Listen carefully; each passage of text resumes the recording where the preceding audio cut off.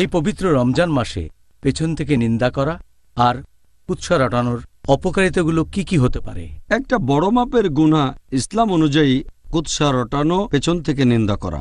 আল্লাহ পবিত্র কোরআনে বলেছেন সূরা হুমাজা অধ্যায় নম্বর 104 আয়াত নম্বর 1, ওয়াইলুল লিকুল্লি হুমাযাতিল লুমাযা। দুর্ভাগ্য তার যে পশ্চাতের সম্মুখে লোকের নিন্দা করে।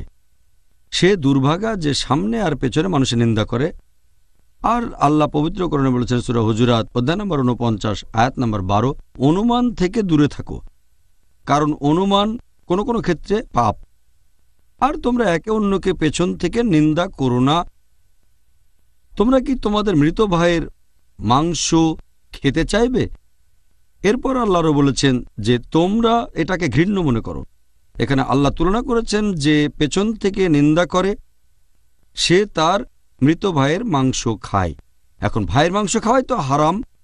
এখানে আরো বলা হয়েছে মৃত ভাইয়ের মাংস। মৃত কারো মাংস খাওয়া হারাম, তাহলে পেছন থেকে নিন্দা করা 2 গুণ পাপ। শুধু ভাইয়ের মাংস খাওয়াই না, এটা মৃত ভাইয়ের মাংস খাওয়া, তাহলে এটা খুব বড় গুনাহ। আর আমাদের নবী মুহাম্মদ সাল্লাল্লাহু আলাইহি ওয়াসাল্লাম বলেছেন, এটার উল্লেখ আছে সহিহ মুসলিমে খণ্ড নম্বর 4 হাদিস নাম্বার 6265।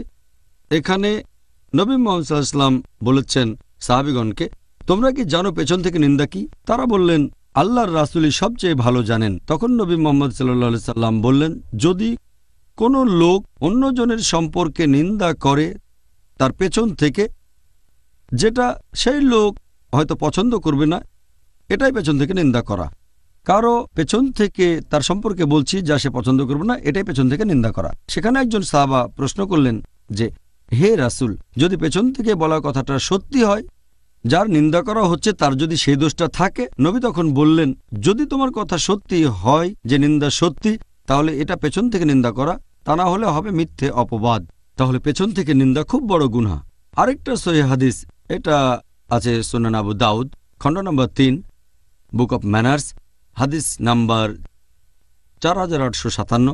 হযরত আয়েশা রাদিয়াল্লাহু আনহা, আমাদের নবীর স্ত্রী, নবীর কাছে সাফিয়ার কথা বলছেন। বলতে গিয়ে তিনি বললেন যে সে আকারে ছোটখাটো। নবীর সাথে সাথে বললেন, তুমি যে কথাগুলো বললে এই শব্দগুলো সাগরের পানিতে মিশলে সাগরের পানি নষ্ট হয়ে যেত। এরপর আরও আছে সুনান আবু দাউদে খণ্ড নম্বর 3 বুক অব ম্যানার্স হাদিস নাম্বার 4860। এখানে আনাস রাদিয়াল্লাহু আনহু বর্ণনা দিয়েছেন যে নবী মুহাম্মদ সাল্লাল্লাহু আলাইহি ওয়াসাল্লাম বলেছেন, যখন তিনি মিরাজে গেলেন তখন দেখলেন যে কিছু লোকের নখ তামা দিয়ে বানানো, তারা তাদের কপাল আর বুক চাপড়াচ্ছে। নবী জিজ্ঞেস করলেন যে এই লোকগুলো কারা? উত্তর পেলেন, এরা পেছন থেকে অন্যের নিন্দা করত। তার মানে পেছন থেকে নিন্দা করা খুব বড় গুনাহ।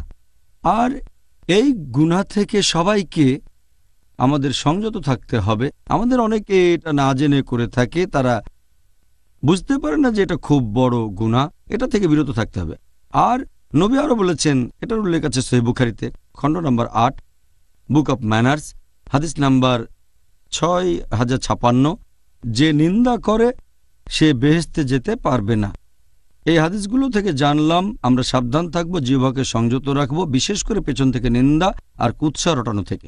পেছন থেকে নিন্দা করাটা অবশ্যই নিষিদ্ধ, হোক সেটা রমজান মাসে বা অন্য যে কোনো মাসে। এখন একজন মহিলা যদি তার স্বামীর কাছে শাশুড়ির নামে অভিযোগ করে, তাহলে কি ধরা হবে যে মহিলা পেছন থেকে নিন্দা করছে? পেছন থেকে নিন্দা করা হারাম আর বড় গুনাহ, এটা আগের পর্বে আলোচনা করেছি। অনেক সহিহ হাদিস আর কোরআনের আয়াত বলছে এটা একটা বড় গুনাহ। এখন যদি বলেন যে স্ত্রী যখন তার শাশুড়ির নামে স্বামীর কাছে অভিযোগ করছে, এখন এটাও ঠিক যে স্ত্রী তার শাশুড়ির নামে যা বলছে সেটা শাশুড়ি পছন্দ করবেন না, এটা পেছন থেকে নিন্দা করার ক্যাটাগরি। এটা গুনাহ কিনা সেটাই প্রশ্ন। যখন একজন আরেকজনের নামে অভিযোগ করছে, তখন সে মনে করছে যে যখন সে আরেকজনের কাছে অভিযোগ করছে তখন সেই কাজটা শুধরানো হতে পারে। যেমন স্ত্রী অভিযোগ করছে স্বামীর কাছে তার শাশুড়ির নামে, অথবা সে অভিযোগ করলো তার ছেলের নামে যে ছেলে যে কাজটা করছে সেটা ঠিক না, স্বামী তখন ব্যবস্থা নেবে ছেলের বাবা হিসেবে। অথবা হয়তো 2 ভাইয়ের মধ্যে একজন বাবার কাছে অভিযোগ করলো যে আমার ভাই যে কাজ করছে সেটা ভুল, পেছন থেকে খারাপ কথা বলা, তবে বলার উদ্দেশ্য হচ্ছে বাবা যেন ছেলেকে শুধরে দেন, এই কাজগুলোর অনুমতি দেওয়া হয়েছে। কারণ এভাবে বলার উদ্দেশ্যটা এটা নয় যে তাকে উপহাস করার জন্য বলা হচ্ছে অথবা তাকে ছোট করা হবে। এখানে আসল উদ্দেশ্যটা হচ্ছে যখন কেউ আরেকজনের নামে অভিযোগ করছে যাতে করে কাজটা শুধরানো হয়।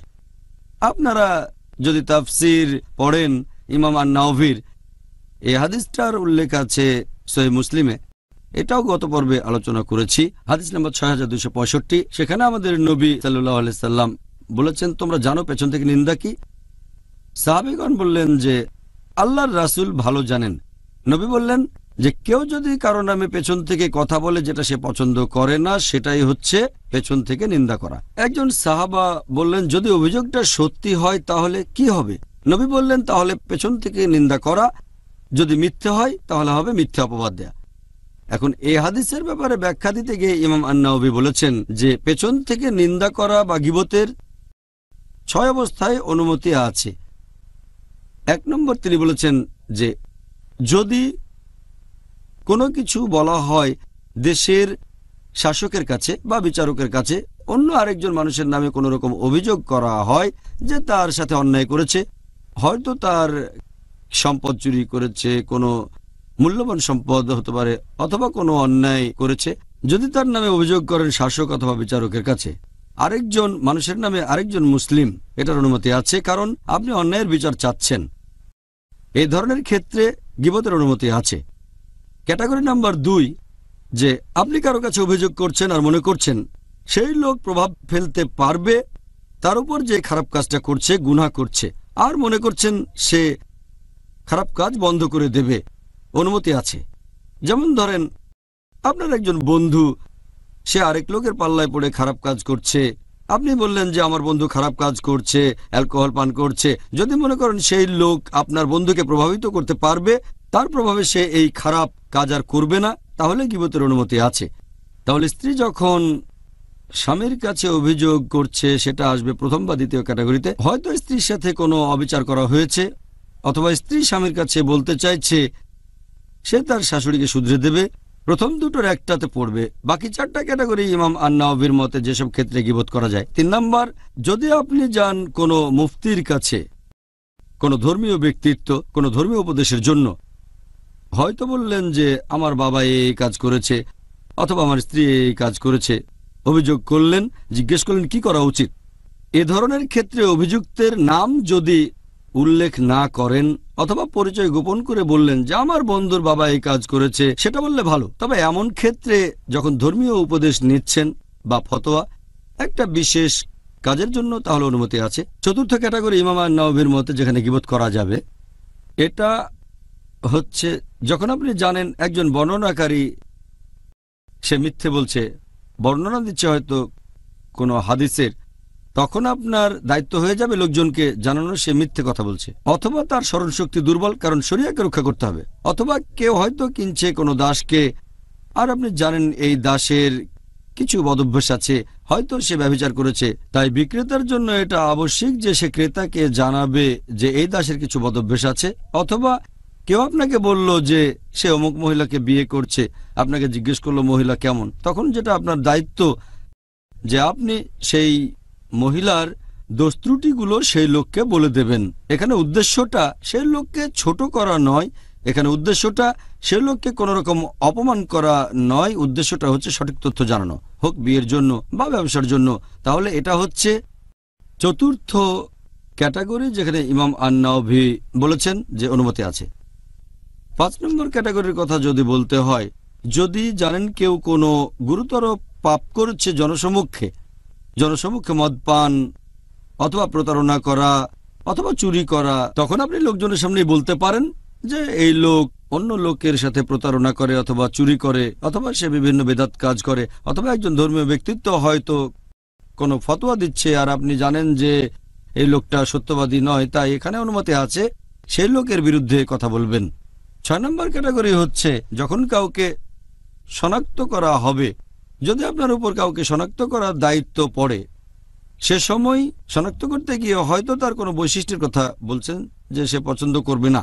যেমন আপনি হয়তো বলবেন লোকটা অনেকটা খাটো, অনেকটা লম্বা, এখানে আপনি বৈশিষ্ট্যের কথা বলছেন, তাকে শনাক্ত করার জন্য। সে হয়তো পছন্দ করবে না, শনাক্ত করার জন্য। এখানে শনাক্ত করতে গিয়ে এমন না বলাই ভালো, তবে এড়াতে না পারলে আপনি বলতে পারেন। ইমাম আন-নাওয়াবী এই 6 ক্যাটাগরির কথা বলেছেন যেখানে গীবতের অনুমতি আছে।